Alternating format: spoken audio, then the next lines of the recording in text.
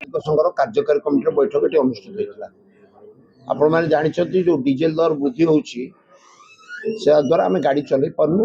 अन्य आनुषंगिक दर वृद्धि जो आज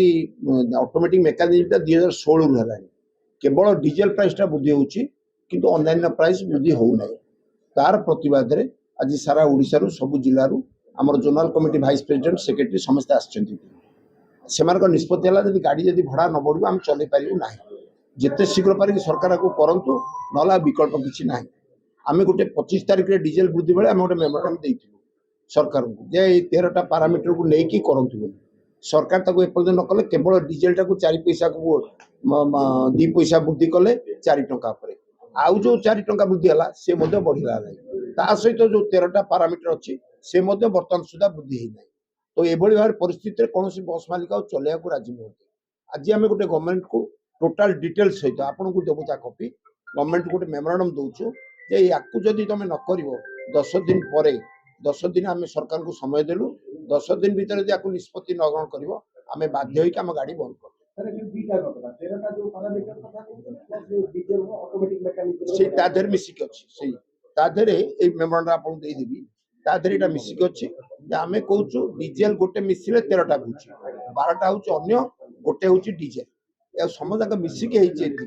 यदि सरकार को वृद्धि न करे ताकर मेकानिज्म आमे किछि करिनु जा मूल रे ही आछी ताकर मेकानिज्म रे से पर्यंत सुधा करना मु जानि पाउनी काहे करना 2 वर्ष ला नुवा सरकार आइले पॉपुलर सरकार से बर्तमान 2 वर्ष ला बस मालिक मानु काहे हैरान कर जदि किछि तमे दउचो सुभद्रा रे दउचो अन्य कार्यक्रम दउचो एथरे 14000 बस चालुची 8000 बस मालिक 4 लाख लेबर एथरे चलुचंती डायरेक्टली और इनडायरेक्टली तो ये गोटे बड़ इंडस्ट्री ये बुड़ी जो यदि सरकार को न करती ये टोटल बुड़ी दैनिक हिसाब रे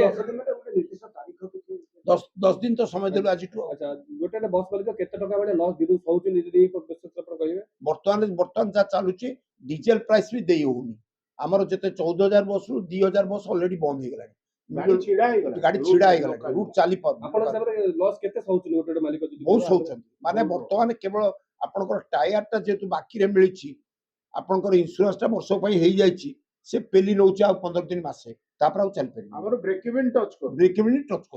बर्तमान ये अवस्था है सरकार को गुरुत्व सहित न नेबे आकु